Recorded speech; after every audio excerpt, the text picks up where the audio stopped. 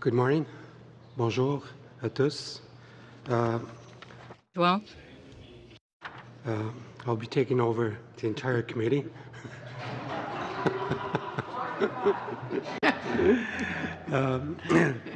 We'll be having the Minister of Indigenous Affairs for the main estimates for the Minister as well as for the Department, and as well as the main estimates for 2017 and 18. Vote 1 under Canadian High Arctic Research Station, and votes 1, 5, 10, L15, L20 under the Department of Indian Affairs and Northern Affairs. We have the Minister with us. Good morning, Madam Minister. Good morning. I leave the floor to you now. Thank you, Chair, and it's great to be back here at the committee and acknowledging that we do come together on the traditional territory of the Algonquin people. I think you know my colleagues, the Associate Deputy Minister Diane Lafleur, who's been with us now a year, is that right, who came from finance, so is a very, very important part of our team, knowing how this stuff works, as well as the Chief Financial Officer, Paul Toppel. So I'm very happy to have them by our side. So we just want to thank you to begin with for the ongoing great work, and particularly the study on default prevention and management policy. Selon moi, c'est politique qui pourrait être beaucoup plus efficace. to my mind, this is a policy that could be managed much better and does need oversight.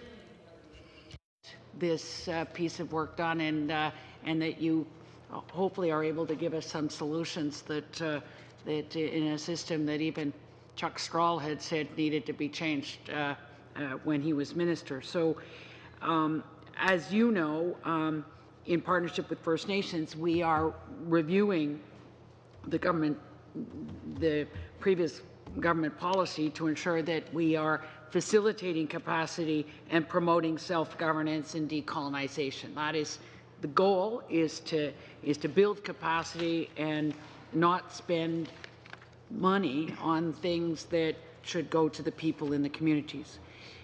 So we're very much looking forward to the committee's findings and recommendations, and assure you that your important work will inform future reforms.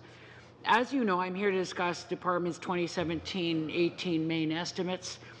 Pleased that we have the opportunity to have that discussion with the benefit of the important context of the additional investments proposed through Budget 2017.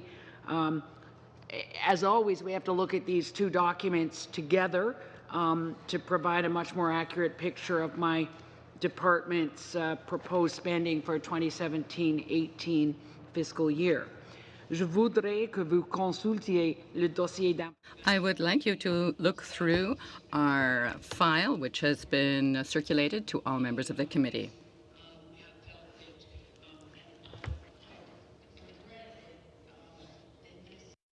Not yet translated, which is unacceptable, but we will give it to you for future reference in terms of the targeted investments and the way that we hopefully are honoring our commitment last year that we're a department that knows how to get money out the door, and that the money, the allocations are there, and particularly on infrastructure, which we're pretty proud about the performance to date.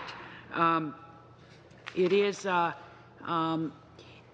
2017-18 main estimates, if approved by yourselves in Parliament, will provide the department with approximately $10.1 billion in appropriations.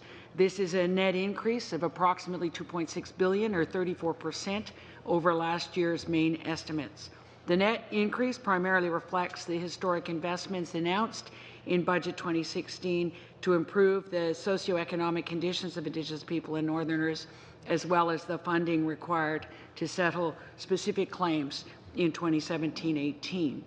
It's also important to note, as we've discussed at previous estimate meetings, The main estimates do not include the further investments outlined in Budget 2017. So we will come back to you with the supplementary estimates in order for us to access the money that was in Budget 2017. So through the last two budgets, the government's committed $11.8 billion over 6 years to improve the lives of Indigenous people in Canada.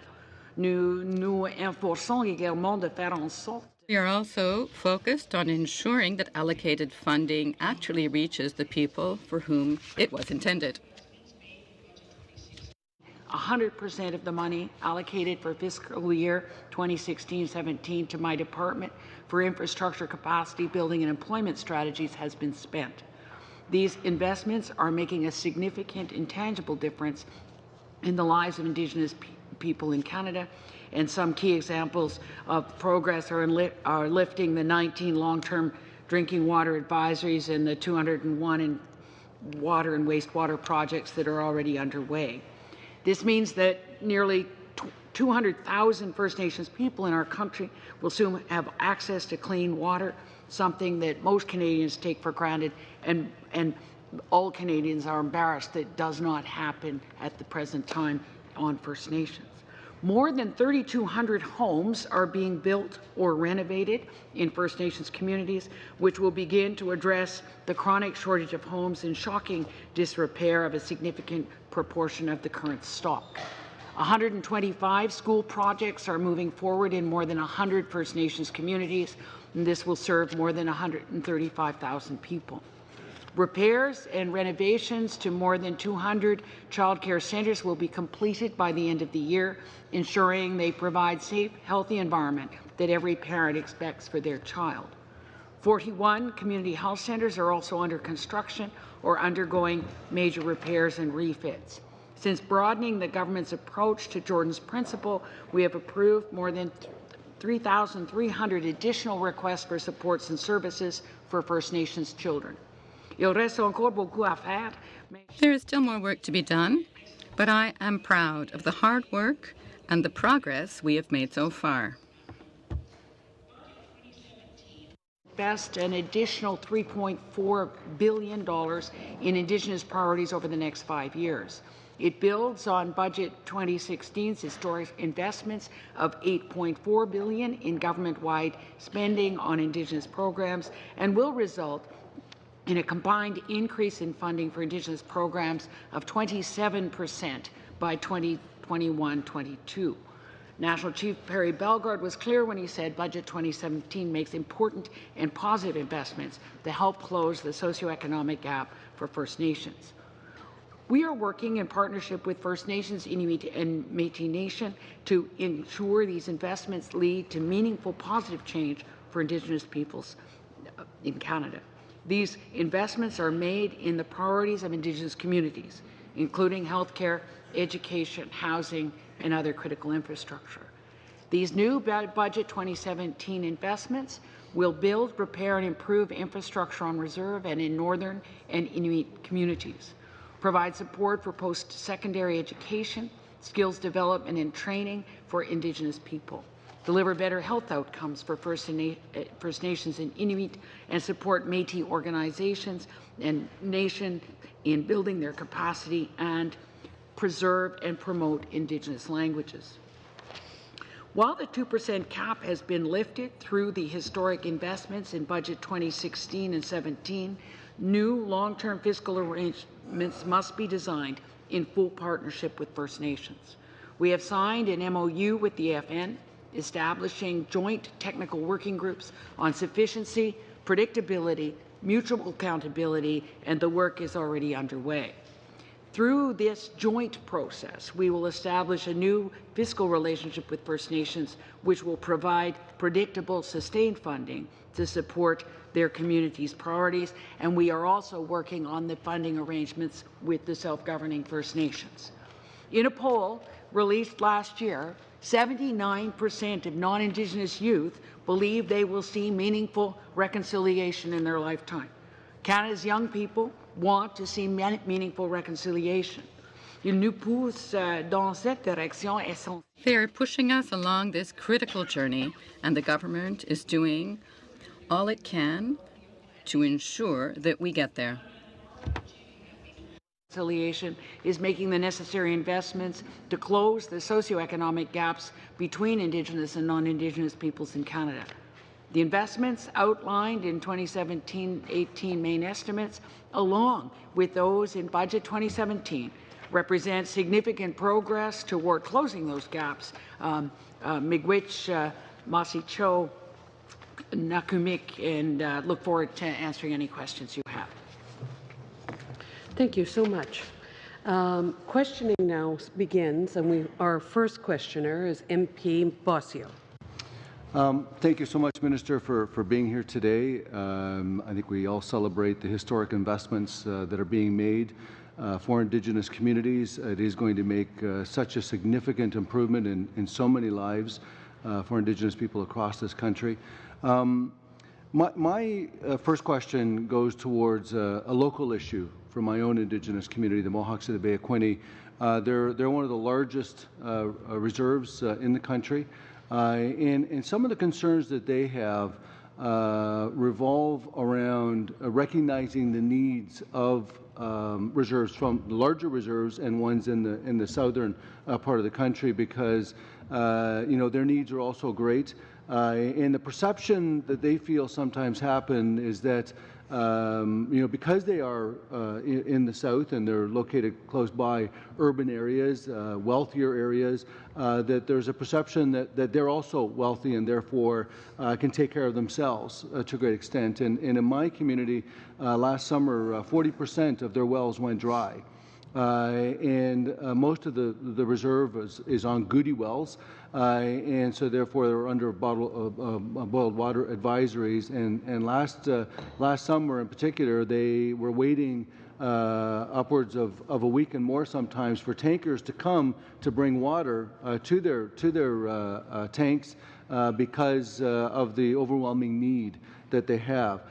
So I guess I'd like to ask the Minister, how do we ensure that yes, we need, we recognize the massive need that exists in the north is very powerful, and the message has gotten through very clearly.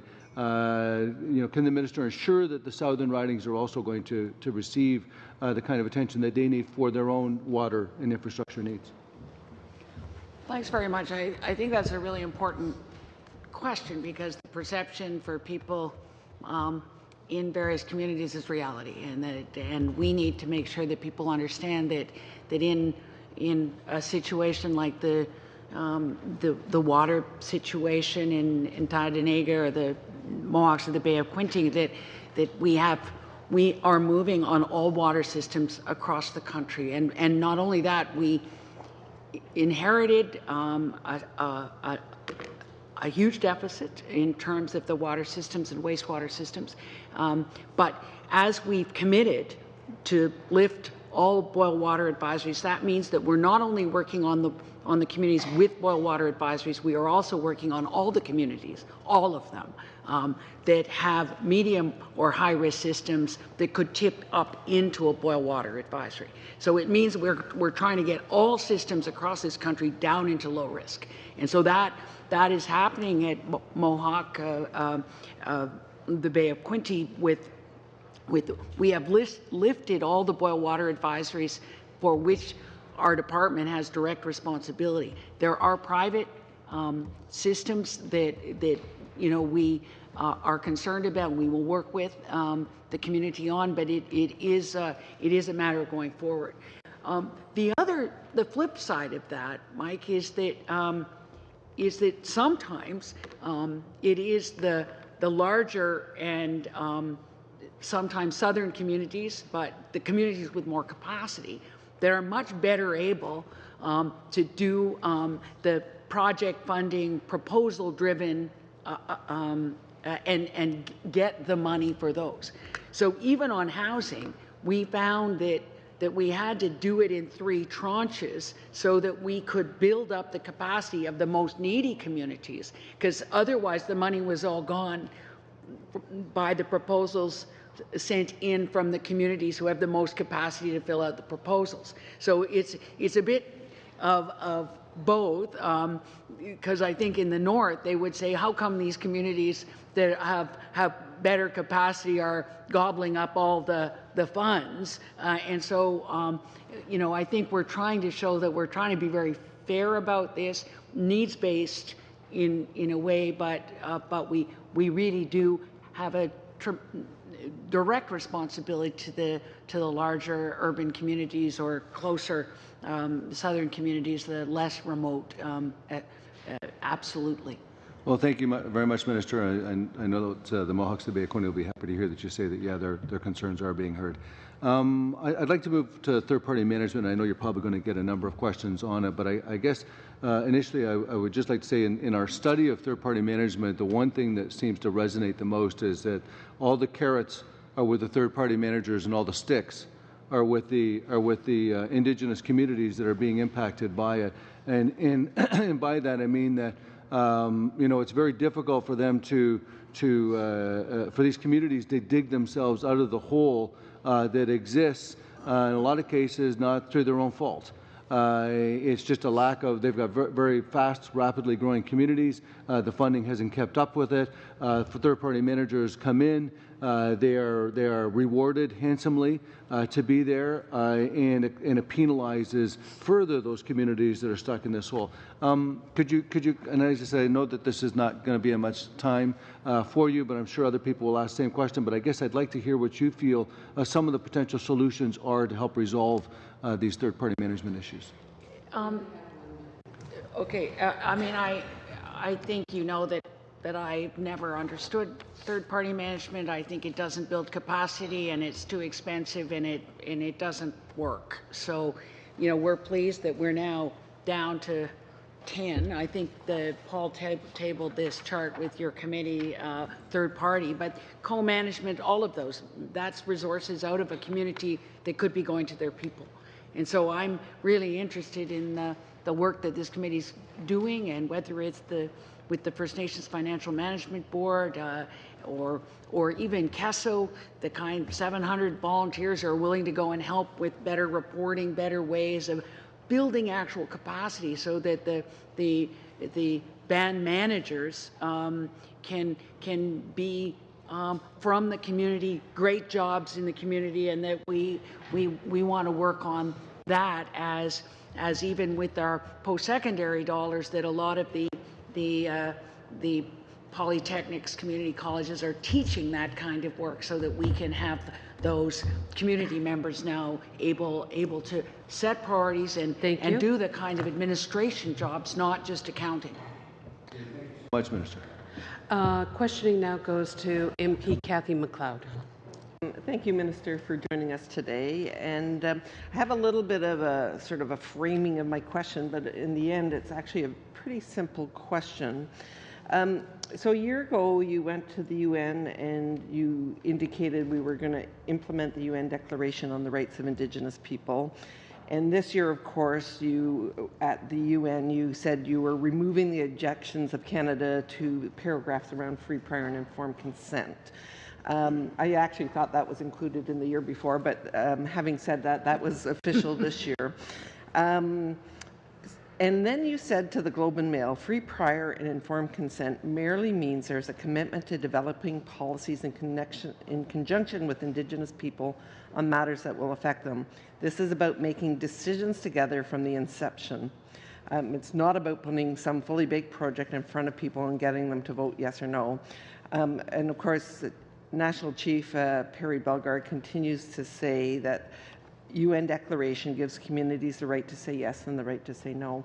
I'm going to sort of target that. We know there's sort of complicated issues such as pipelines, but there's also very simple issues, and we have a simple issue in the riding I represent. It's a mine called Ajax, KGMH. It's important for the industry, communities, and First Nations to know what this is going to mean. The First Nations in the area, the SSN, had an extensive environmental process that they undertook, and they have definitively stated they do not give free, prior, and informed consent to this project. So they've been very definitive. They went through an extensive project or process. It's a mine. The federal government now needs to make a decision about that mine. The fact that the SSN has said definitively we will not give free, prior, and informed consent, does that mean definitively that the federal government will say no to this project? Well, I think it's a great question, because I think that there's the bigger pipeline questions that involve a number of First Nations. There's also projects that are very specific. I think that the reason the Canadian Association of Petroleum Producers and so many other, industry organizations are very in favor of clarity on the UN Declaration and free, prior, and informed consent is that in the past, without developing projects together, you end up in court or with blockades, and eventually the project doesn't go forward anyway. So thank you, Minister, but I guess this is a really cut and dry example. Yeah. There was an environmental assessment process done by the SSN. They have worked with the mining company since the beginning. They have said no. Does that mean the federal government is saying no? Well, I will defer to my Minister of Natural Resources and Minister of the Environment. We are setting in place a new process for approvals, which includes Indigenous knowledge and includes the communities. And I can't tell you right now, but it is really important that we honor our commitment. So the expectation by the community, the SSN, is that it definitively means a no. Obviously, it creates great confusion for industry. It creates great confusion for investment, the fact that you weren't able to give a really definitive answer. But having said that, I think we're still no clearer in terms of what you said at the UN and your commitment to implementation is actually going to mean. So I think that confusion continues. The next area I want to focus into is the inquiry into missing and murdered Indigenous women. And, I think, as you know, all parties are now on board. Canadians are on board in terms of having an inquiry that is successful. I think I'm hearing from families, I'm hearing from a number of people about an increasing concern. So I guess in terms of this inquiry, we've heard about communications officers being fired, we've heard about the lack of appropriate database, we've heard about regional meetings being canceled, and also about budgets that offices are not set up, but significant dollars have been spent already without actually meeting families. So to what degree are you monitoring and to what degree are you going to engage and ensure that this process is successful? Thank you for the question, and I think it is really important that this commission be successful and that they are able to fulfill our mandate to put in place concrete solutions to end this terrible tragedy. It is, I think that I am also hearing excellent stories on things like the Family Information Liaison Units, that what Kim Murray is doing here in the province of Ontario, setting up the kinds of support and retreats for families of missing and murdered Indigenous women and girls right now as we go forward in terms of navigating a system is I think, working. We know that what we are doing on shelters, on housing, also we've always said that we're not going to wait for the results of this commission to get going on the things that have to be.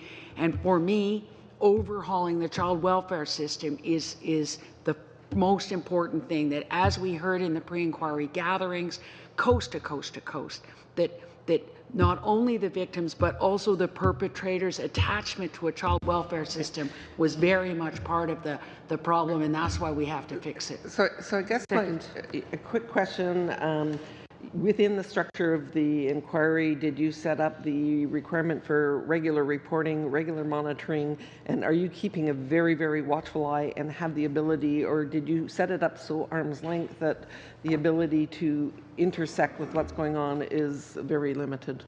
It was very important that the commission be arm's length. That being said, it is supported by a secretariat at the Privy Council office, and that we actually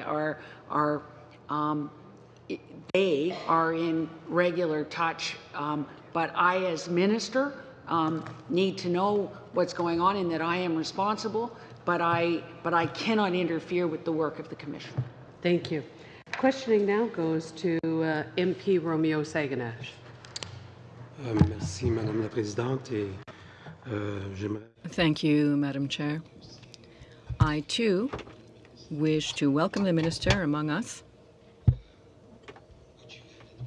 This morning, you talked about meaningful reconciliation with First Nations people and Indigenous peoples in this country. You talked about this poll that 79% of non-Indigenous youth believe that they will see meaningful reconciliation in their lifetime. Don't panic right now. I want to start with that because I find it intriguing and troubling on one hand that you would say that, and your government has been repeating, talking about reconciliation, but yet you continue to fight a compliance order by the Canadian Human Rights Tribunal. We are in the 464th day since the tribunal has rendered its decision and talked about your government racially discriminating against First Nations children. We're in the 464th day since that decision. So how is that attitude with respect to the tribunal consistent with reconciliation? How is approving the Site C dam, in spite of the opposition of First Nations in that case, consistent with reconciliation? So, I mean, it's a great question, and I think that as we go forward, that particularly on the issue of the tribunal and the compliance orders, that we are really serious about honoring the commitment to overhaul the child welfare system, to honor the compliance order of needs-based funding. We are doing that. We are listening, and we know that we have to change how we do this. As Grand Chief Ed John says, that having $30 million go to lawyers in Vancouver to apprehend children. If that is the case, Mr., why are you challenging the authority of the tribunal? Oh, at no time. We've welcomed the advice of the tribunal, and we are going forward based on theirs. We were thrilled to be able to go to the last hearings and with the agreement with the northern communities on a remoteness quotient. We are making significant progress on this, and we put the money in place. Now we have to get the reforms done. This is not okay that more and more kids are still being apprehended and kids are dying. It is unacceptable, and that for the deal that we've got now in Ontario, where the agency in Sudbury was able to say, please give the prevention dollars to communities, not to agencies. And that's what we've heard coast to coast to coast. It's about jurisdiction. It's about communities know best about how to look after their children, and that this is not about an agency-driven approach. It has to be about communities and communities being able to look after their kids. So some communities, none of the kids have been apprehended. Beauce Lake First Nation. Cat Lake, when we were there, really sad about the number of children that have been taken out of their communities. We actually have to find out what's working well and help communities prevent their kids from ending up in the system at all. That is the way that we're going to actually fix this and prevent these tragedies. Well, I think a lot of people, especially those who continue to oppose Site C dam, for instance, do not understand or do not really appreciate you talking about reconciliation when they continue to post projects like that. I think they're right in saying that that attitude is not in keeping with reconciliation with Indigenous peoples in this country.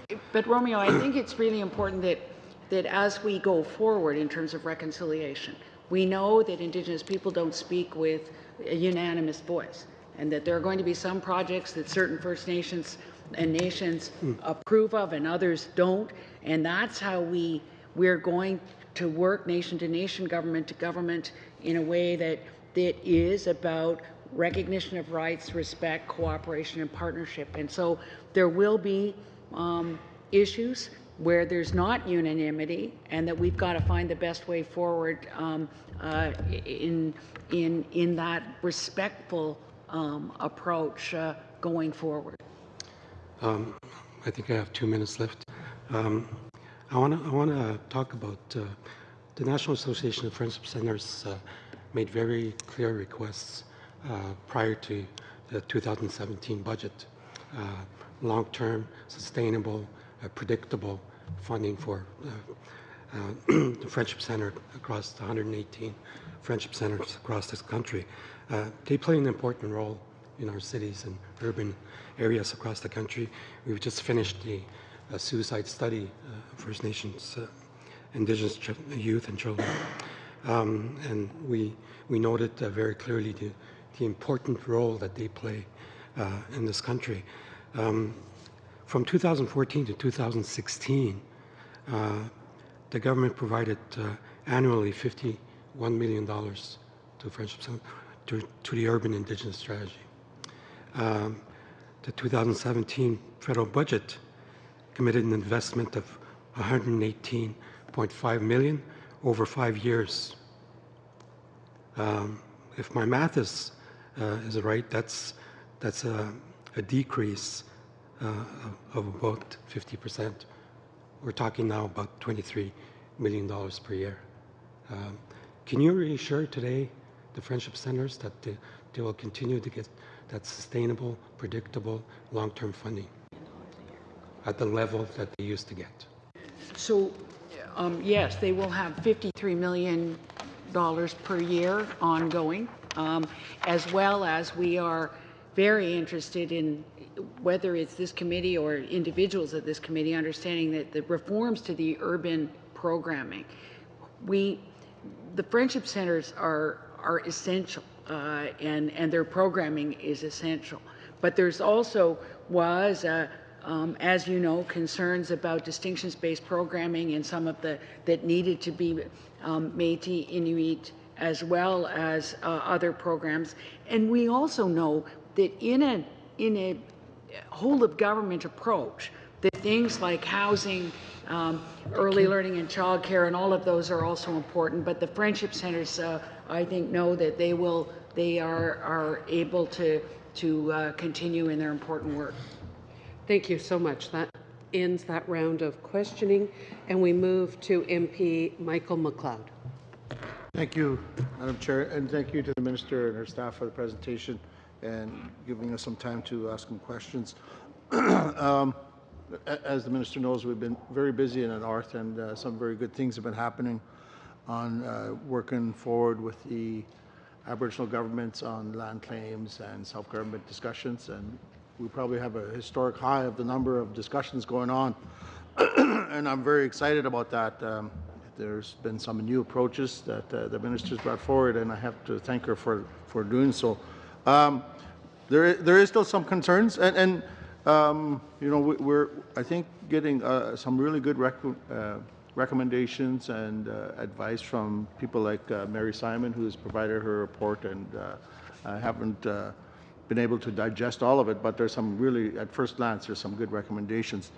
And she flagged some issues that have been concerning me and have been concerning people in the North for some time. And there's some areas that are very blurry and continue to be blurry. For example, the discussions at the different tables that were set up for the Kelowna-like Accord talks do not include, for the most part, Northwest Territories, do not include the Métis. Our Métis don't belong to any national organizations. And most of the First Nations also state that nobody speaks for them at the national table, so they need to find a way to get to the table. And I think we need to work that through.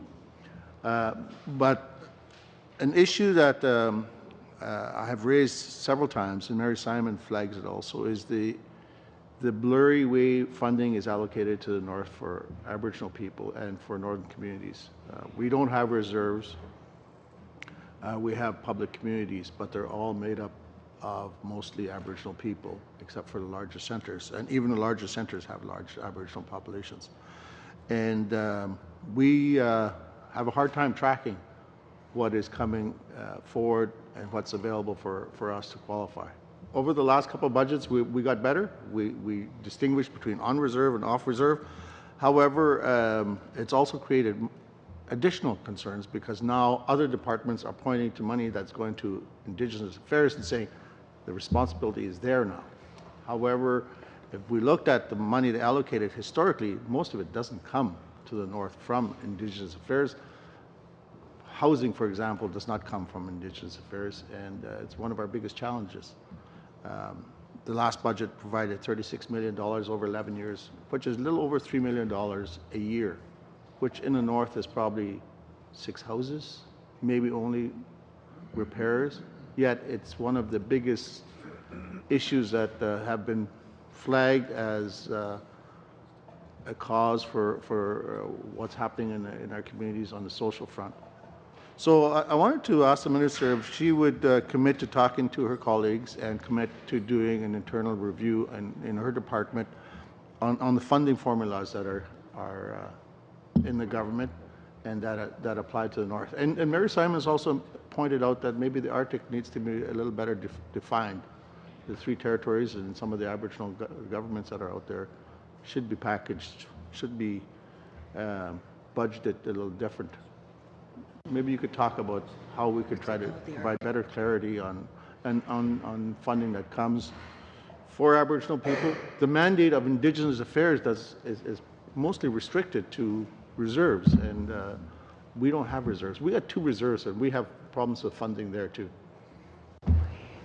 Thank you so much. I must say that the northern members of parliament in the Indigenous caucus have done an amazing job in terms of explaining both to the finance minister and to the minister of infrastructure that this reality of not having reserves in the north, and certainly the parliamentary secretary is clear about that north of 60 doesn't work anymore because she lives at 58, I think. So it's a matter of us making sure that we're clear about a northern Arctic policy framework, and that's the serious work that begins now. How do we close those gaps that you're articulating in terms of a whole of government approach to the north with the territories and the provinces that have these concerns and to work towards a future together.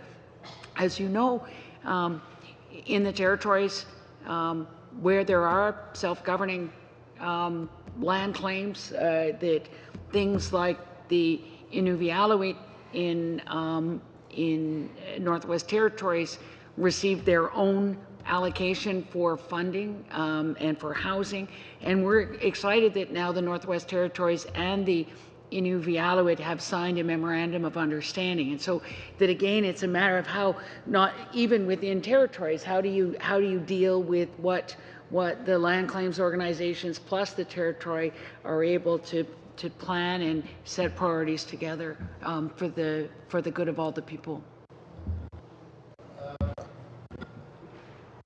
Quick final question. I think there needs to be a meeting of the minds to try to find a way to satisfy the territorial governments, the Aboriginal governments, the municipal governments, and the different populations in the north. And maybe what Mary Simon is suggesting in her report to have a meeting with all the northern premiers, the Indigenous leaders, the Prime Minister, and key ministers to talk about a new way to do things would be a good start.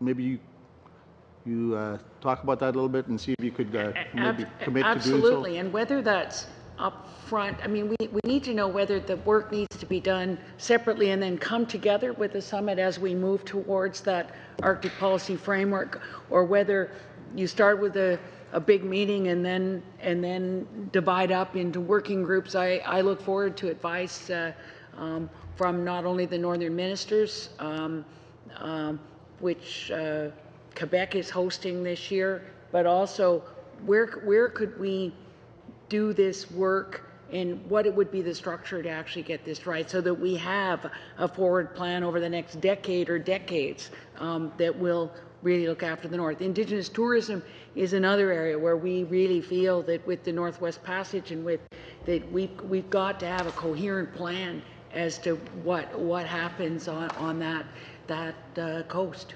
Excellent. Thank you. Questioning now goes to MP Arnold Viersen. Thank you, Madam Chair, and thank you, Minister, for being here today. It's much appreciated. I know that you've got a busy schedule and it's early in the morning.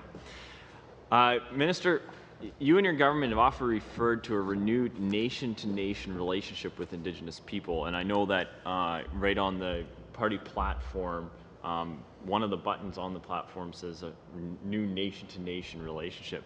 However, I put in an order of question paper to your department, and they couldn't say what this nation-to-nation relationship was because, in their words, Indigenous and Northern Affairs does not define who is a nation. So how are you supposed to have renewed nation-to-nation relationship if you don't know who they are? That's a great question. And firstly, at the very first meeting with the Prime Minister, the Inuit said, we don't want to be nation to nation, we want to be Inuit to Crown. So straight out of the gate, we know that we've got to be listening as to how this is. The Métis Nation sees themselves and as a government, as a nation, and that is pretty straightforward. In terms of the 634 Indian Act bands, that there are ongoing conversations as to what is a nation. You know, when you go to Haida Gwaii, I think that you would be able to clearly see that that is a nation.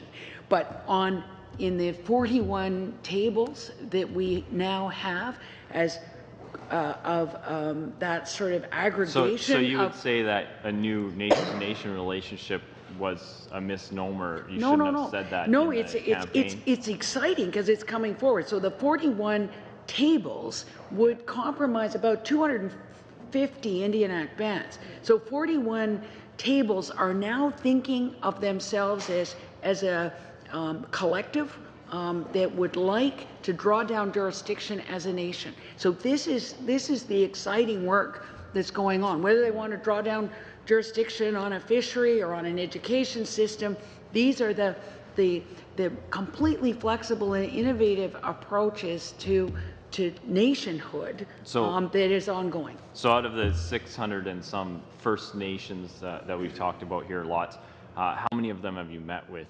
Would you say that constitutes nations, or you've met with the individual tables? Both. Often we go to an Indian Act band or a First Nation, but these 41 tables that have ongoing discussions about nationhood, about jurisdiction, are important. Obviously, we have in Yukon, we have a number of self-governing First Nations, and we meet with them in a summit with the government of the Yukon annually, and that is a very exciting table where the new fiscal relationship is being sorted out with those self-governing First Nations. So the question that I'd put on the order paper was, how many nation-to-nation meetings have you had, or has the government had? There are many nation-to-nation, whether it's the bilateral meetings with the Prime Minister. Because that's the promise that you made in with the Métis Nation of Canada, the summit with the Prime Minister was there. With the ITK meeting, the Prime Minister with the regions of the ITK were there. When the Yukon, we were there. But the 41 tables are where the exciting movement is taking place, where we will start to see those aggregated groups based on language. RCAP said that there were probably 60 nations in Canada, about 60 language-based aggregations. Have you met with each of those 60 groups then? Well, it's up to them to come together and invite us, and we go wherever we're asked. All right, I got about half a minute left here. The friendship centers, I've got 3 friendship centers in my riding, one in Slave Lake, one in High Prairie, one in Peace River, and I've met with all of them. And each one of them says that they struggle for funding because they're not part of a particular First Nation. They're just an organization in the town, essentially. But they typically deal with, I think Peace River, they said they have 7,800 visits in a year.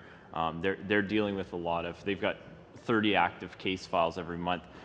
What are you doing to help the friendship centers? I know we also, when I was in Quebec, I met with the entire organization of friendship centers in Quebec. They were asking for $6 million. Have they got that $6 million? As I said in the question from Mr. Saganash, is that the work of the friendship centers is essential, imperative, and I know you're not Prince George, but I remember just being amazed at the work that happens in some of these friendship centers on employment, training, housing, early childhood. So we are, was a funding arrangement before that went through the national organization. Thank you. We are now looking at the way that we can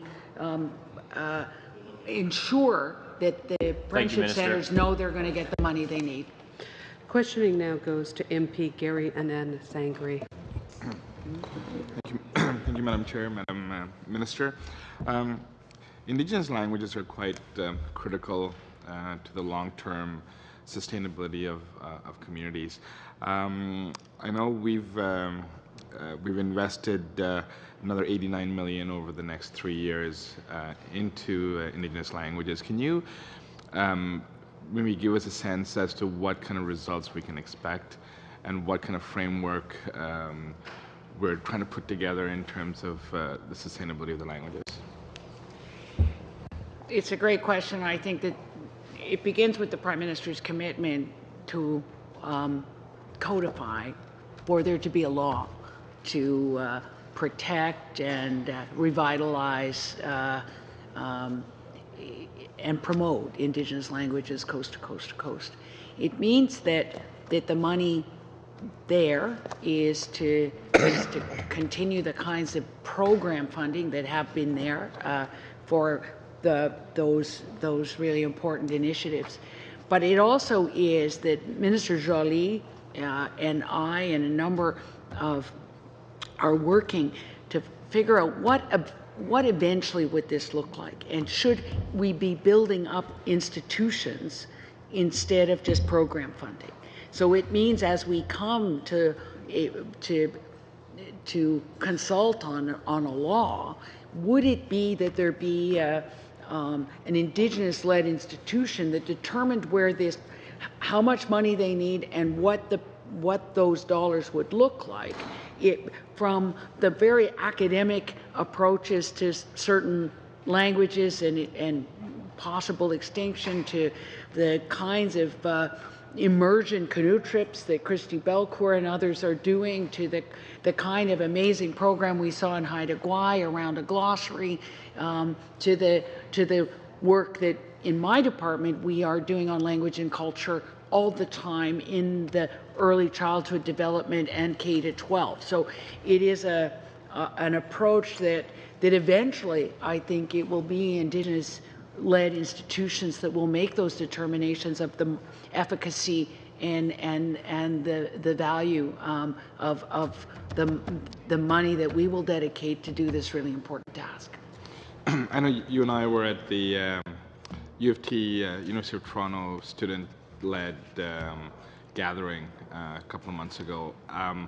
And I do wonder what kind of role our institutions have, especially the universities, in preserving languages. Because I know U of T, for example, has an array of language courses and research, like Arabic studies and so on. So what kind of support can institutions expect? And what do you expect of the institutions in order to play an important part in this?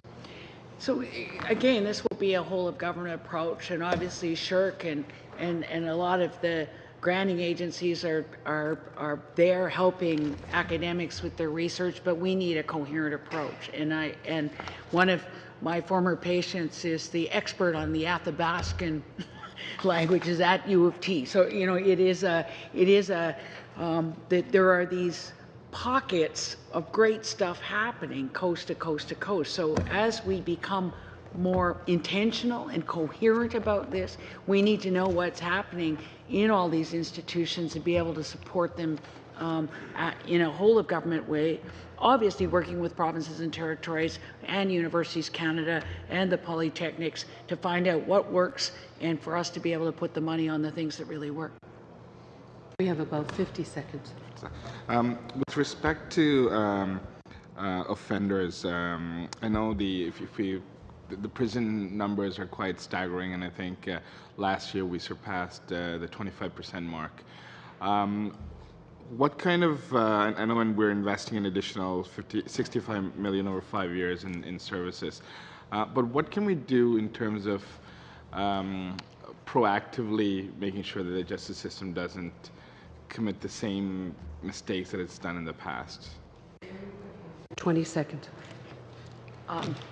I'd like 2 hours on this if I could, Madam Chair. It is hugely important that we have to change what happens in terms of these people not ending up in prison at all in the first place. So too many times I hear that people only got back in touch with their language and culture when they were in prison. This is just not acceptable. At Headingley Prison, I was there, and almost every woman in that prison had not been sentenced to jail and was there on a breach of conditions.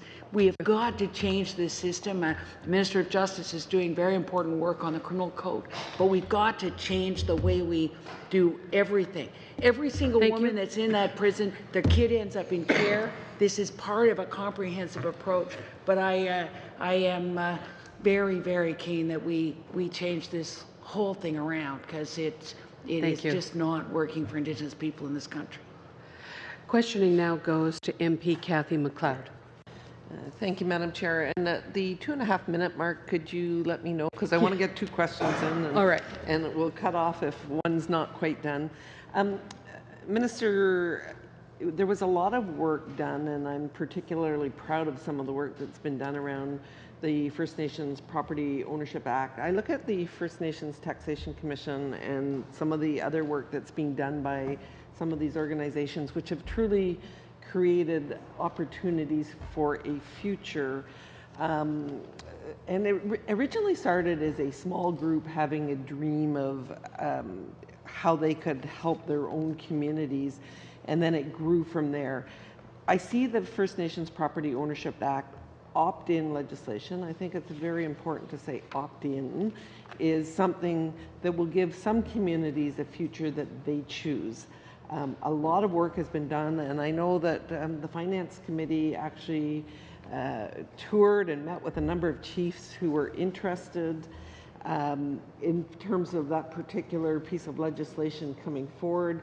I notice in your 2017, your department plan, 2017-18, that you would continue to develop opt-in legislation.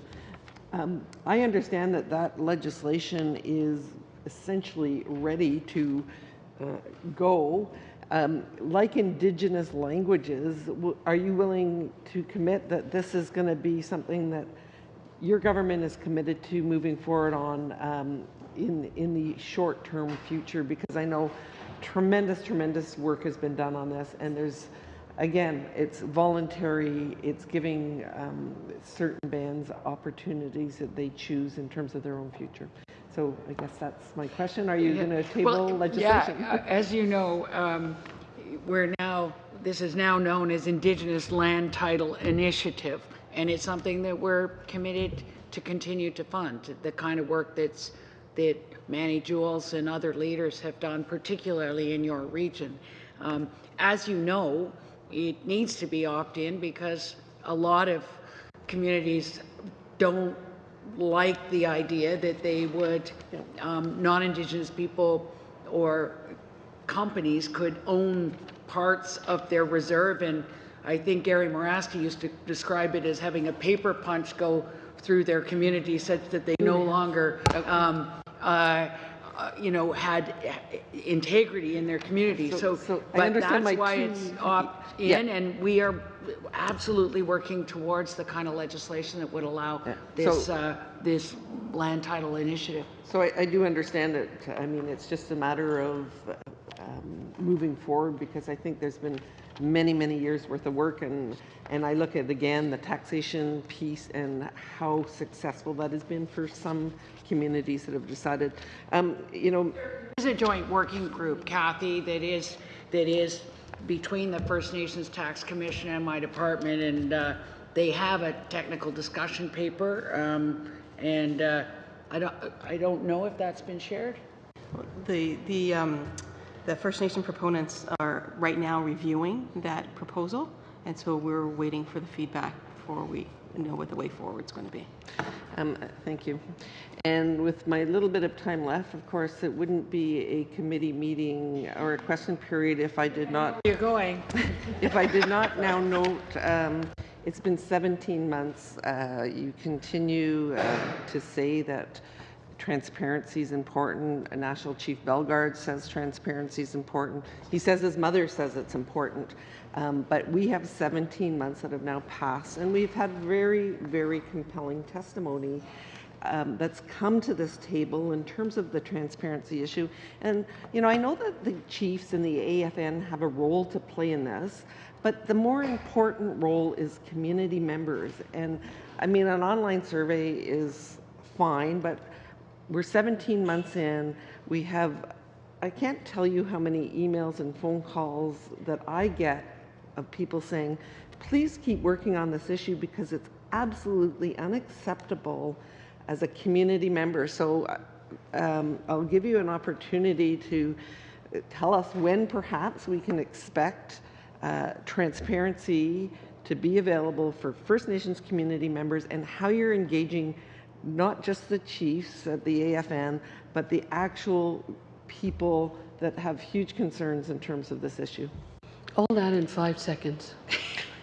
Well, maybe this is important that the committee would understand that this is a serious issue that you've been dealing with here, and I think, Kathy, you need to know that we're really serious about this in a holistic way. That in First Nations Transparency Act, that was only the money that came from INAC that technically was accountable. What I'm hearing from communities, they want to be accountable for it all, whether it's the casino money, but it needs to be to their membership. This is the key to transparency. It's about their citizens having access to this. We know that band-owned companies are victim to predatory practices. If the numbers around how they run their company, how much they pay their engineer, that ends up being used by their competitors. And so we want to make sure, and this table that has been set up and the work we're doing with the Aboriginal Financial Officers Associations, how do we do the thing in the way that Kelowna was asking for a First Nations Auditor General? How do we do this properly? The information they were compelled to share was less than any company. We are actually moving the shares with questioning shareholders. over to MP Remy Massé. Merci, Madame la Présidente, Madame la Ministre. Thank you, Madam Chair. And Madam Minister, it's always a pleasure to have you here among us in this committee. And thank you to your team as well, because, as I often say, the work required to prepare this type of hearing here before us is considerable. Thank you so much for it. Madam Minister, over the last few months, I had luckily the chance to meet a number of chiefs, and several times indeed, in teams of communities, the Mi'kmaq in the Gaspésia and Restigouche areas, and I'm very proud of our government's interventions and in particular of your approach, given that there's a new dynamic underway since this new government was elected, which has encouraged a clear meeting of minds between us, the elected officials of neighboring communities, such that clear exchange and discussion is now underway as of 17, 18 months. It's really going well, and everyone is very happy about this new approach really launched by the Prime Minister, the new government, and by yourself. Considerable investments have been made. Immersion in Mi'kmaq language, for example, funded partly by your department and by Heritage as well, which is really creating greater interest everywhere. The community wants to be able to speak its own language. Improvements to the cultural center as well, community investments and training, which has been set up. For example, I myself went to 1 hour of training, which allowed me to start to learn how to create a real traditional canoe, really amazing, made with roots and bark, and young people are absolutely thrilled with this type of training. Of course, we mustn't see everything through rose-colored glasses. As you know, our own committee is now touching up its report and final report on the suicide crisis. And of course, this is a very profoundly difficult situation. We've heard very moving testimony, and we truly hope that we can help solve this problem. The issues are not only in the area of health, but also infrastructure, access to water and drinking water, housing, considerable needs. Now, what I particularly noticed was that some of our witnesses hesitated before they accepted to come see us because they said, look, we've already tabled so many reports, we've come to see you so many times already, but we're not seeing any change on the ground. So my question in two parts. First, what would you say to such witnesses who hesitate to even come and get involved in an ongoing process, who fear for the real effect of anything they try to do? And secondly, the budget that has been tabled, we see that there's a more voted budgetary appropriations have been granted and voted for this. I understand that this is an enormous question, but how can we use this money to actually solve the problems that communities are living across our land? Thank you so much. I really salute your involvement, your caring.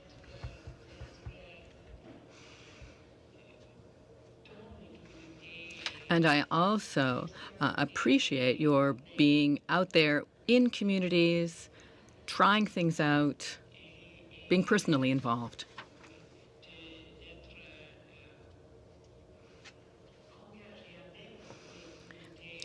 Really rolling your sleeves up and getting out there with the communities to really understand what counts for them.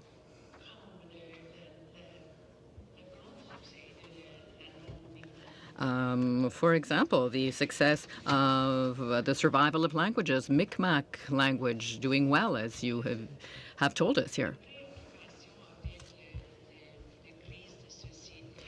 Now, our concerns and profound concerns about the suicide crisis is extremely important to recognize. It's really our report card of how we're doing. But it's really important here at this committee that we are looking at my role as in some ways, the Minister of the Social Determinants of Health, as opposed to health care. We have got to get at the young people. C'est l'espoir. C'est they are the hope of the future. They are the identity and the self-esteem of the communities themselves. These root causes Thank about language, culture, being competent on the land, all of these things are really, really important to these kids. And it is, but also the issue of adverse childhood events, issues of sexual abuse in care. This is where, why are these kids numbing themselves out with drugs and alcohol? We have got to get to what is actually happening. Thank you. If we're gonna turn this thing around. Questioning now goes to MP Romeo Saganash for a 3-minute window of questioning. 3 minutes. Thank you, Madam Chair. And I want to refer to the report produced by Mary Simon. I think it's a pretty good report. Important recommendations with respect to housing in particular. But also in her concluding remarks, she talks about the noteworthy signposts that have happened from the Constitution Act of 1982, Canada's endorsement of the UN Declaration on the Rights of Indigenous Peoples, the Truth and Reconciliation Commission, the commitment of your government to implement the Truth and Reconciliation Commission calls to action, etc. And she says in her remarks, these advances must become both roots and branches to a new Arctic policy framework. I would suggest that these advances must also become the roots and branches of any future policy development of your government, any future legislation of your government, because the rights that are enshrined in the UN Declaration, as you know, are considered to be the minimum standards for the survival, dignity, and well-being of Indigenous peoples in this country. So if you are true to your commitment to adopt and implement the UN Declaration, I think we need to be clear about the UN Declaration. I've asked you this question about 1.5 years ago. Maybe you weren't prepared to answer the question. So I take this opportunity to ask it again 1.5 years later. Because we need to do away with that confusion of not responding clearly to questions about the UN Declaration, free, prior, and informed consent, and so on and so forth. So I have a proposed legislation for, it's a legislative framework, as a matter of fact. It's Bill C-262 that I've introduced last year in April, which would provide that legislative framework as recommended by the Truth and Reconciliation Commission, as your leader proposed during the last election and recommitted to after after being elected. So will you, government, yes or no, support Bill C-262? It's very short. Well, I think that the commitment to the UN Declaration of the Rights of Indigenous People is there to adopt and implement. How we go about it is going to have to be done in a collaborative way with First Nations, Inuit, and Métis as to how they see this working, not only at the federal government level, but in the provinces and territories and the municipalities and the private sector. How do we breathe life into the rights that are in Section 35, and if it is important that those be codified, then we will work towards that with the Minister of Justice. So it is a matter of a collaborative approach as opposed to just one piece of legislation. So we're moving back into the 7-minute period of questioning, and then the next round begins with MP Michael McLeod.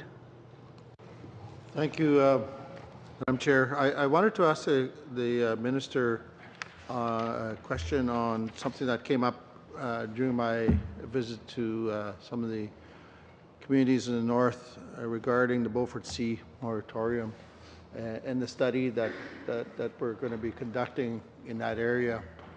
Now, the budget indicated there was $18 million for a study, and we were quite excited about that. But however, looking at it a little more close, half of the money would be going to Nunavut, so that leaves us for a little over $9 million. And we understand part of that will also be used for administration. So we're getting a little bit nervous that there's not going to be enough money there. The department is saying that they'll be using about $500,000 a year for administration out of that money. The last study cost over $22 million. This one we're going to probably try to do with $6 million or less. And we know that work is important. The last study found a number of new species. The last study showed a lot of information that we need, but we know there's more that has to be done. Stock assessments are not cheap. There's a lot of work that needs to be done with traditional knowledge. All these things won't be able to be accomplished if we're going to stick to the formula and the work plan that is being envisioned now. So I wanted the Minister to maybe to take a look at it, or commit to taking a look at it, and give me some comfort, or give the North some comfort that we will do a proper study in this area. Sure. As you know, as part of the moratorium, we have committed to the 5-year science-based review of the decision and a 1-year consultation with territories, Indigenous and Northern communities and industries on the details of that review. As you know, the science, we will do whatever it takes to get the proper science to make a proper decision. In that, as you know, industry has not felt that there was an economic case to do those explorations at the same time as they know that the spill response and the difficulty and the risk involved in those kinds of explorations and projects is viewed to be too great for industry to want to go forward. But again, we want to explore all the science around spill response, around the kinds of things that we could do, and as you know, incorporating Indigenous knowledge and respecting that is going to be very much a part of that. So again, as you know, it's only the offshore that is covered by this moratorium. The land-based programs are separate from that. Well, I'm hoping we're going to have enough resources to do a proper job. I'm hoping also that we're going to do a real good job of providing good communications.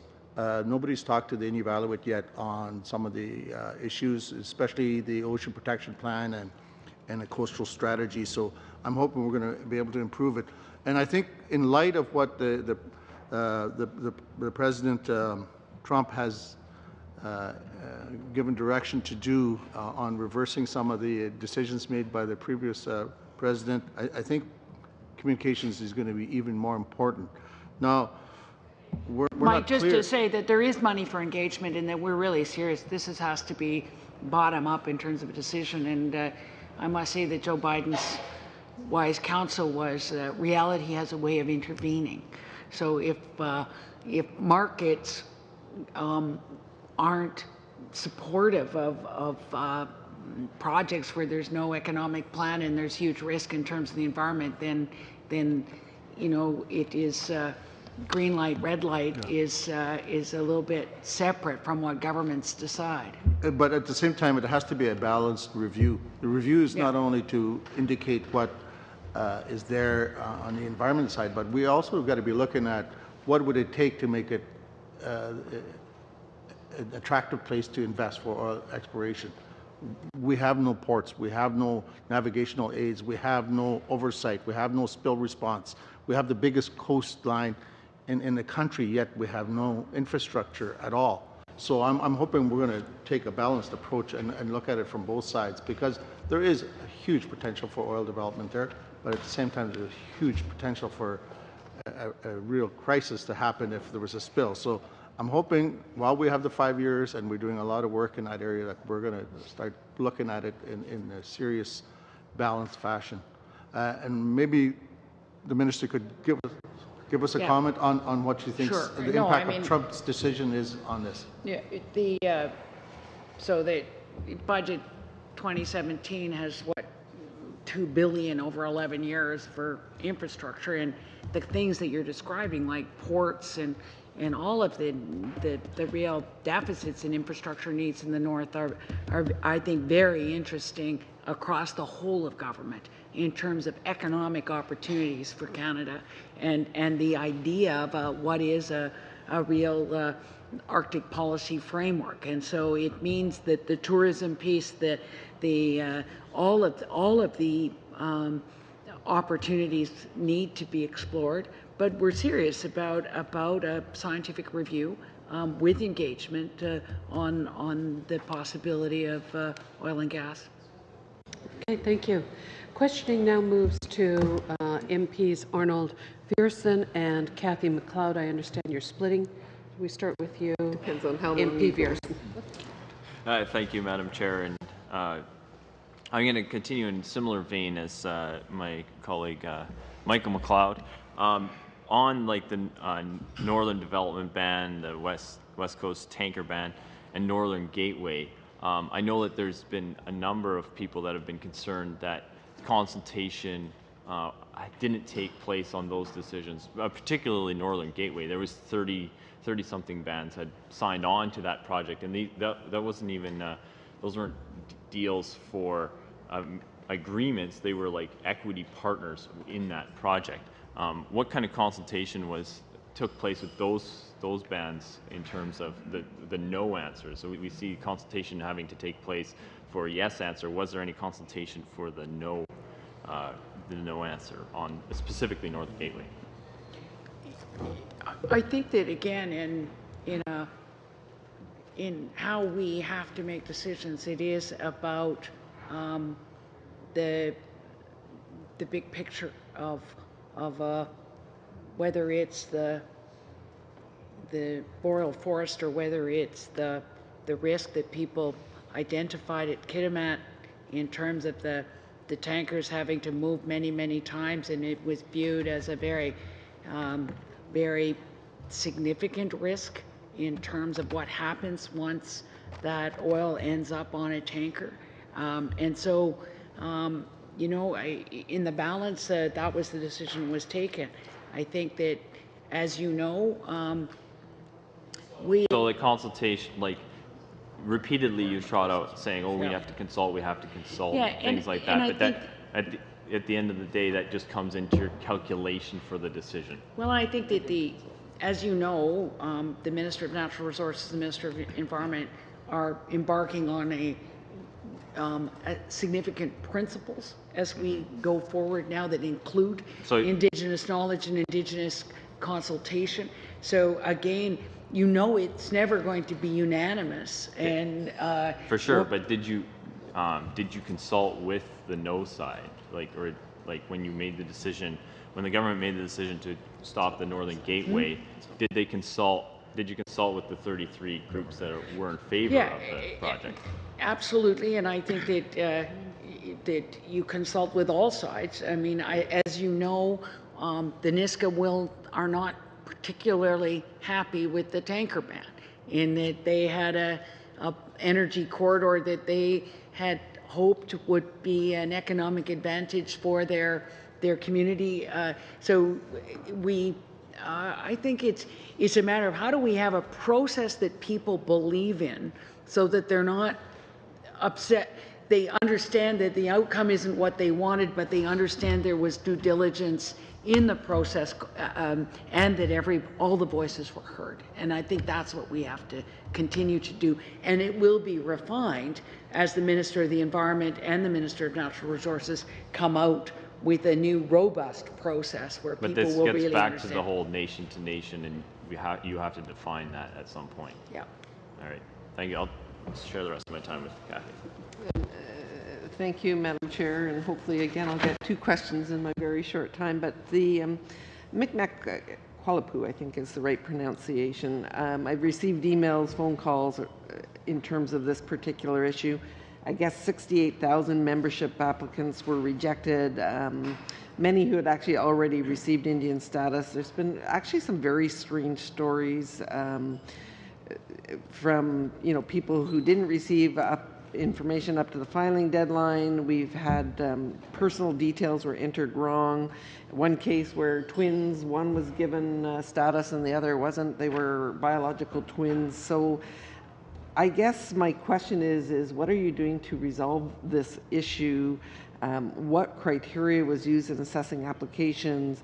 You know, is there appeal opportunities? Because it sounds like it is a very difficult and confusing process that needs to be fixed. Absolutely. As you know, the process before had been agreed upon by the previous government and the previous chief, which resulted in probably 10 times more people applying than ever had been considered.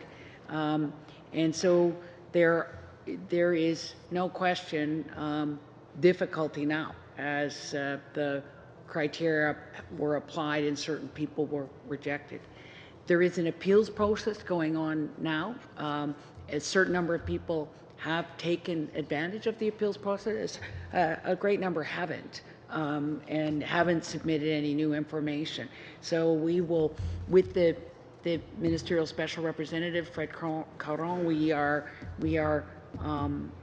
doing the due diligence and understanding that in status issues, that is different than what a community can do in terms of membership or whatever. So that there will be some people that require and will gain status, but there is others that will perhaps self-identify as Halapu and want to be associated with that community. But as you know, a lot of the people who applied had no attachment to that region for a very long time. And I appreciate that. It just seems when you have twins, biological twins getting different answers, it seems like we certainly have a process.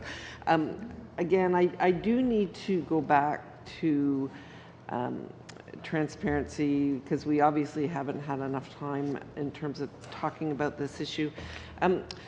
Whether you're federal, provincial, municipal, you have things are public. They're not just shared with community members. If I want to know what the mayor of Kelowna makes or an MLA in Saskatchewan makes, so that I can compare, you know, does it seem reasonable what the mayor of Kamloops makes? What is their funding? What are their opportunities?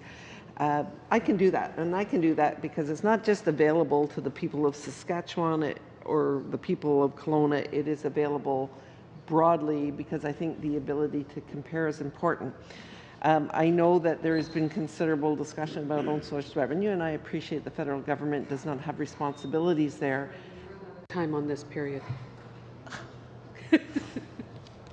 We're now moving to, I'm sorry, I know it's so difficult when we have such a short, you want?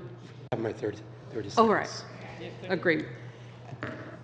Shareholders, companies are responsible to shareholders. That you can go on and see what TELUS or Bell does. So to suggest that companies or that bans are impeded because of the personal information, if you go on to the transparency, what's put down in terms of own source revenue, it does not create any disadvantage in terms of a company because quite frankly, it's much, much less than you would get as a shareholder. So again, Minister, it's 17 months. It's people are pleading. I think they have every justification to expect a framework and something in place that is comprehensive in order for them to make decisions around their leadership. So there's no question we're working towards an approach of mutual accountability. That means our department too. We think that we should be accountable, but I don't think I'm going to change my mind that in terms of a competitive environment of people bidding on contracts, if a private company that doesn't have to disclose anything is then bidding on the same contract as a First Nation company who has to disclose everything, that is not even, and that I don't think I'm going to change my mind on that. 2 minutes over. Own source. MP Romeo Saganach. How much time do I have left? You have if we're willing to, Okay, thank you. 5 minutes. Thank you, Madam Chair. I want to go back to my last question because the answer wasn't clear, and in some ways, at least for me, disturbing. One of the problems that we encountered when we enshrined Section 35 of the Constitution Act in 1982, the concept of Aboriginal rights was so large and broad that we ended up in court most of the time because we couldn't agree what was contained in Section 35. At least with the UN Declaration on the Rights of Indigenous Peoples, it's pretty clear what those rights are. And those rights are fundamental human rights. I don't understand why anybody would say, well, I can't accept them, I have to engage and consult. No, my fundamental human rights are not up for debate. They exist. The UN Declaration confirms that the rights enshrined in the UN Declaration are inherent, so they exist because we exist as Indigenous peoples. So it shouldn't be a problem for any government, especially if the government committed and promised and accepted all of the calls to action by the Truth and Reconciliation Commission. And if you read it carefully under the heading Reconciliation in that report, or the calls to action, there are two calls to action, 43 and 44. 43 calls on the Government of Canada, the provinces, the territories, and the municipalities to fully adopt and implement the UN Declaration on the Rights of Indigenous Peoples as the framework for reconciliation in this country. So it's pretty clear, and you've accepted that. Why is it such a problem to say yes to a bill that proposes to do that? Exactly. Bill C-262 proposes to implement calls to action 43 and 44. I think your advocacy on this is absolutely imperative to Canadians understanding what this means in terms of what are Indigenous rights. I think that we actually need to be moving on the, as you say, in some ways the vagueness that was in Section 35 and whether how we breathe life into that section of our Constitution, how we absolutely implement the 94 calls to action, including the one that says that we will adopt and fully implement the UN Declaration on the Rights of Indigenous People. How we do that with provinces and territories, with all of that, is again really important. There are some people, as you know, who think that a federal law that wouldn't be implementable in provinces and territories could be competitive with our being able to really hold up Section 35 as the way that we need to go forward as Canada. So I look forward to those conversations and the kind of what is the best possible way for people to understand that we're serious on adopting and implementing the UN Declaration across all government departments and with the provinces and territories, and it is going to be, as you know, an interesting conversation with the provinces and territories as well as municipalities in the private sector. Well, since 1982, since the adoption or repatriation of the Constitution Act of 1982, we live in this country in what the Supreme Court calls constitutional supremacy. We moved from parliamentary supremacy to constitutional supremacy since 1982. And Supreme Court has confirmed over the years that even in your own areas of jurisdiction, federal and provincial, that those jurisdictions are not absolute because, among other things, Aboriginal rights exist. And I think Bill C-262 is one of the ways to move forward on reconciliation in this country. One of the very parallels quick, 10 seconds. Yeah. When I chaired the subcommittee on persons with disabilities, there was an ongoing debate as to whether we needed a Canadians with Disabilities Act or because we had the charter, did we need to stand up a much stronger part of the Human Rights Commission, or did we need a disability commissioner? That there are many ways of in terms of accountability for us walking the talk of things, and I'm just very interested in working with you and figuring out what's the best way to do this in Canada. The final round of the 7-minute period, and we'll conclude the question period for our committee, is to MP Rusnak. I would say they saved the best for last, but... You already went first. As the minister may well know and likely knows, that the Chiefs of Ontario are having their special assembly here in Ottawa this week, and I'll be meeting with several chiefs and the regional chief later on this afternoon. Part of our roles as members of Parliament is oftentimes to listen to complaints from individuals, whether in our constituency or because of who we are and the work we do here. So I, like a lot of my colleagues on this committee, hear a lot of complaints from First Nation communities and Indigenous communities right across this country, and including in my own riding. Of course, after the last 10 years of our friends' government on the other side, we heard a lot of complaints when we came into government, and I'm noticing a lot less complaints now, especially with the historic investments in First Nation and Indigenous communities. But I'm still hearing complaints. So can the minister update us a little bit on what she has done in terms of streamlining processes within the department, fixing problems that she's heard from First Nation communities, because I know she engages right across this country and speaks to a lot of First Nation leaders, and not only the leaders, but speaking to community members and community groups. Can you update this committee on what you've done to streamline that and what changes you've seen? We're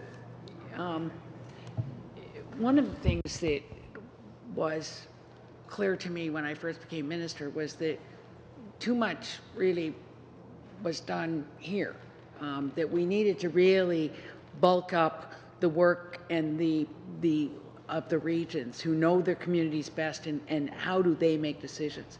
So unlike other departments where the regional director general has the ability to approve things up to $100,000 or something, in my department, in our department, our regional directors general can approve up to $15 million, and that means on things like water systems, housing, all of those things, that they know the projects in the queue and that they can get that done quickly, and knowing that they can respond to the areas with need. So we are trying to do a much better job of getting real relationships with communities from our regional offices, and for us to build that up, getting the people here in Gatineau out more, and getting the regional directors general in more as we begin to develop policies that actually can meet the needs of those communities themselves.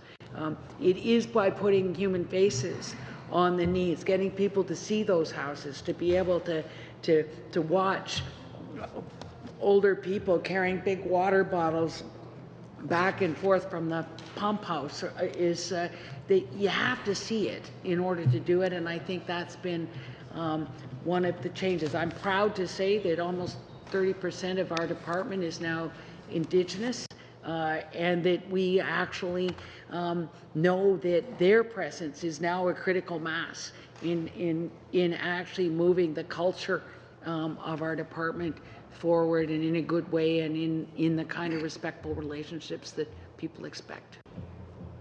3 minutes.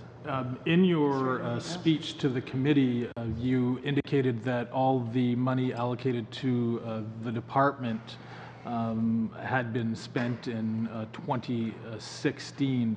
In terms of major infrastructure projects, I know the gap and the infrastructure gap and the infrastructure problems in especially First Nation communities is enormous.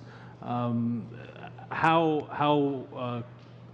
far have you gotten in eliminating a lot of the backlog in terms of INAC infrastructure and getting? I know you mentioned the water projects that are moving forward and the communities that have been lifted out of their So advisories. We'll get this translated and give it to you because I think it's good news. As we explained with the water and wastewater, that it's now up, and all of these are on the NRCan Geomatics site, so people can track the projects. So, you know, whether it's 275 million and 201 projects on water and wastewater, or the 965 projects on housing, 125 on education, 167 on culture and recreation, 88 on energy sustainability and connectivity, and fundamental community infrastructure, 135 projects. That it's really important that we let people know what's happening, and one of the things that's been really important to me is understanding the importance of comprehensive community planning. That if the community comes together and decides what they need and when, that includes not just chief and council, but the principal and the police chief and the nurse and the youth council and the elders council. Bring those people together and plot out what they need. That then it gives us the ability to work with them over the time of whether it's the youth center, the arena, the road, and we know that if you do comprehensive community planning, that also helps on child welfare, as Cindy Blackstock's Touchstones of Hope process, or whether it's on missing and murdered, that you actually see that way forward, and then chief and council are able to report back to their communities. These were the priorities you set and in the order you want them, and that we can get that done. So we've got 160 of those comprehensive community plans in now, and 75 more being funded. But we think that this is going to be the way that it with the long-term funding that we've got, we're able to know we'll get this water thing done. But on the housing deficit and all of these things, we are also listening to communities about what they need. So for me to be in Kashechewan and see that, you know, that there were 52 duplexes, 5-bedroom duplexes, most of them, that have been put there. The community wanted housing. They didn't want their community still in cap. They wanted it, they're knowing they're going to move to higher ground. And so they chose projects that would be taken down into 4 pieces and moved to the higher ground. So when you get out and see what happens when you listen to community as to what they want, that you then can see the kind of progress that we know we need to do. But incenting those comprehensive community plans has been really, really important to all aspects of closing these gaps. And so is you coming here to our committee to talk about estimates. And that concludes our question period. Want to thank all staff for participating, and especially Minister Bennett for coming. Yes, and Paul and so we need to do the votes before we suspend. They don't realize we need to do the vote. The members are just saying goodbye to the department, but we need to do the votes so that we can pass the estimates. So please quickly re-adjourn.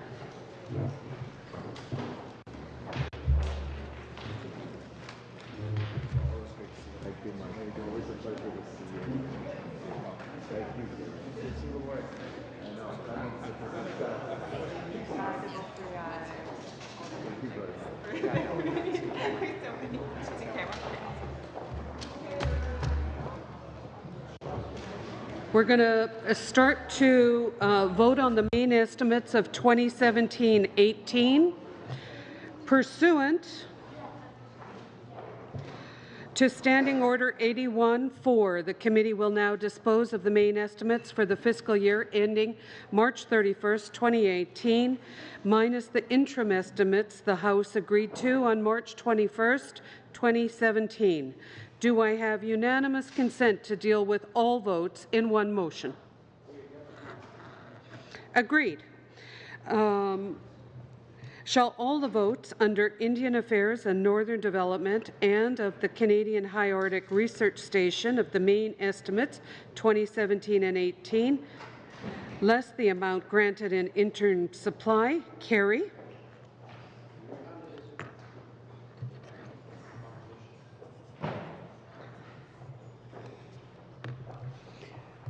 Shall I report these votes to the House? Agreed. Thank you. Now we need to suspend, and then we'll be moving into in-camera to deal with some committee business.